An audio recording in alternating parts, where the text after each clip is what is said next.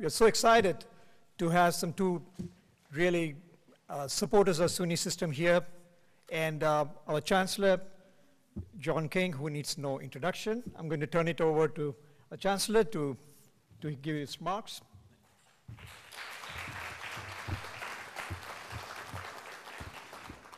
Thanks so much, Kesh, for that introduction and for all that you and President Rodriguez have done to make this event both possible and superb.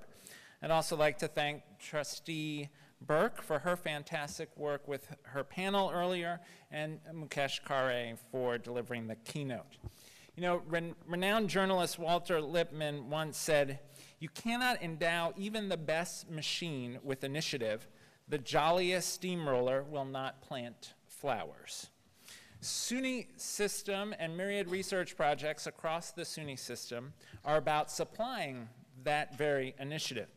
As revolutionary as the breakthroughs of the past 150 years have been, none threatened quite what artificial intelligence does, nor did any promise quite what artificial intelligence does.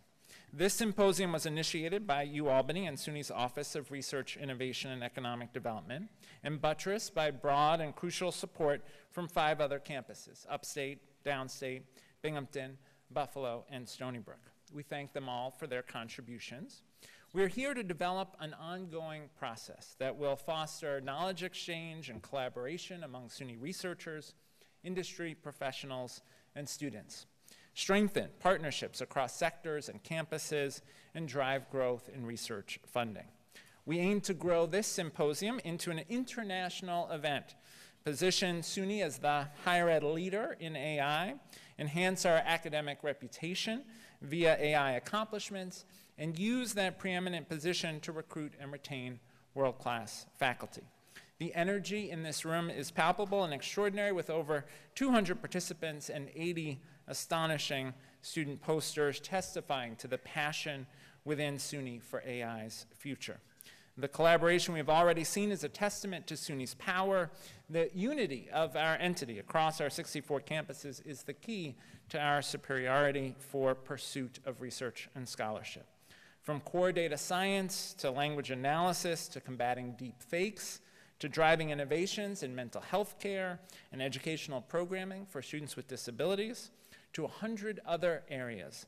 The width and depth of SUNY's means of impact in investigation and inquiry is happening everywhere across our campuses. UAlbany's AI Plus initiative is a great example. A tremendous stride backed by New York's $75 million investment last year that will solidify our position on the world stage and ensure any student can get a proper grounding in these paradigm-shifting technologies. And in the same vein, UAlbany's College of Nanotechnology, Science, and Engineering is making huge advancements and serves as a crucial partner in the NordTech Consortium, a New York-based initiative that received a landmark $40 million allocation from Senator Schumer's CHIPS and Science Act. That deserves a round of applause, $40 million for UAlbany. Artificial intelligence development and application into education and the workforce has exploded over the past year, with much of the popular attention focused on how we can assure ourselves that student work and even faculty work are original in the context of ChatGPT. But we all understand the potential and the risks are so much bigger than that. AI is intruding upon, improving upon, and impacting nearly every area of our lives. It is aiding us in operating and maintaining the homes it is helping design and furnish. It is embedded in communications, banking, inventory, transportation, customer service, marketing, manufacturing, scientific research, psychological assessment, education, and social media. Society truly is not yet ready for its impacts, and SUNY can and must be at the forefront of understanding, preparing for, and optimizing those impacts to provide cutting-edge research, to safeguard the educational process, and to prepare the workforce that will deploy this powerful technology.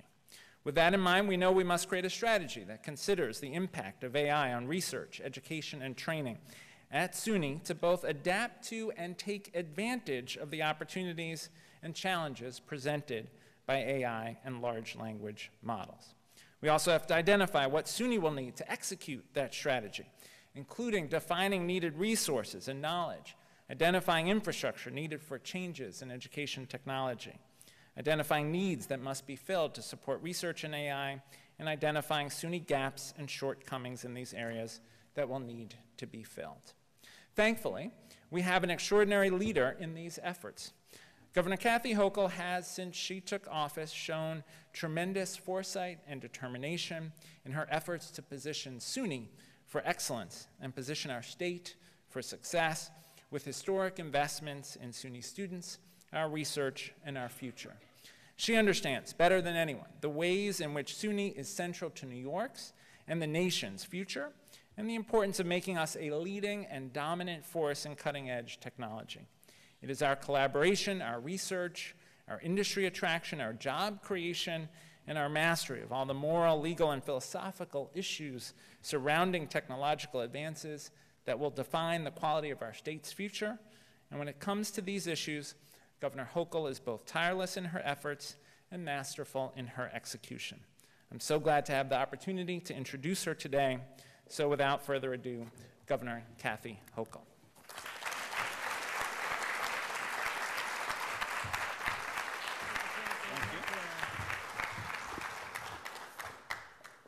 Good afternoon, everyone, and it's great to be back here at my home away from home, it feels like. Dr. Rodriguez, thank you for always hosting us at New Albany. This is an extraordinary institution.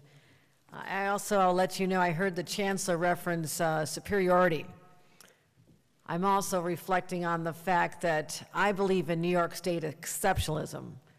I believe we have the best talent on this planet. I believe we have the best innovators on this planet. And now with Chancellor King leading our SUNY system and what he has done in less than a year, I believe again in the exceptionalism of the SUNY system, of which all of you are part of. Let's give him a huge round of applause for what he is doing for us. We are truly, in this state, in the middle of a tech revolution.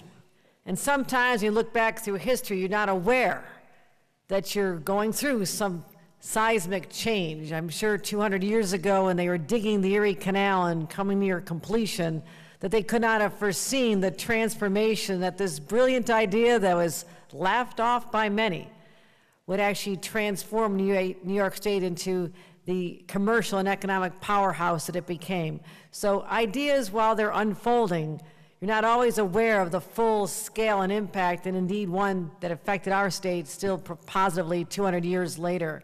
I believe that that's the opportunity that we have at hand right now.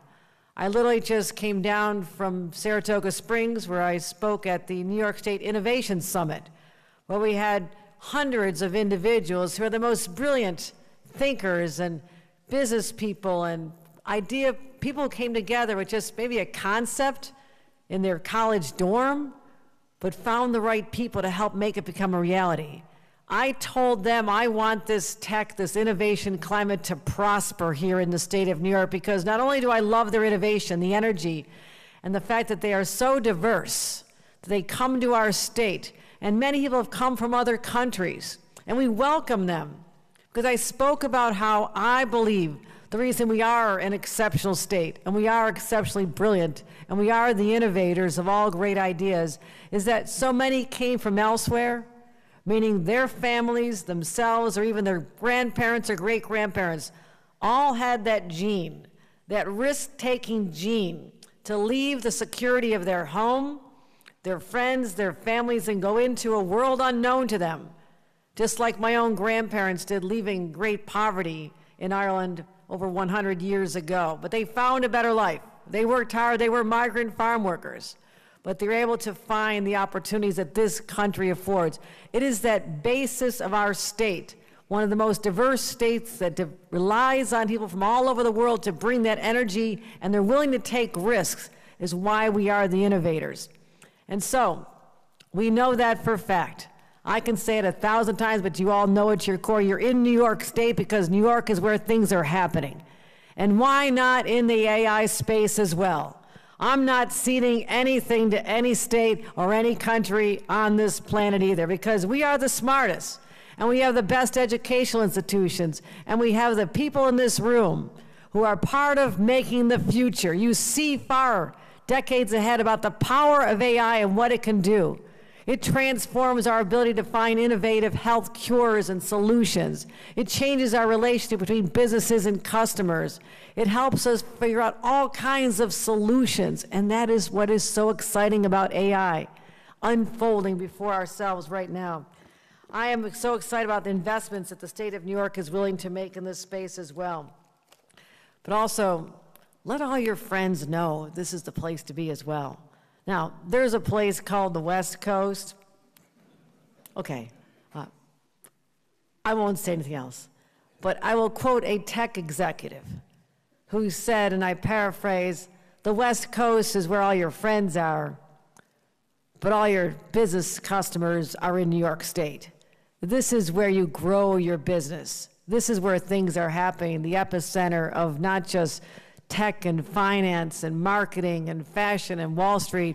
We are also the semiconductor capital, and I'm saying it here, and you can just quote me on that, of the world, if not now, then soon to be, because we are the ones that are attracting the most brilliant businesses, the ones that are solving so many of today's problems. And one of our problems is that projects like semiconductors, manufacturers, it's happening overseas.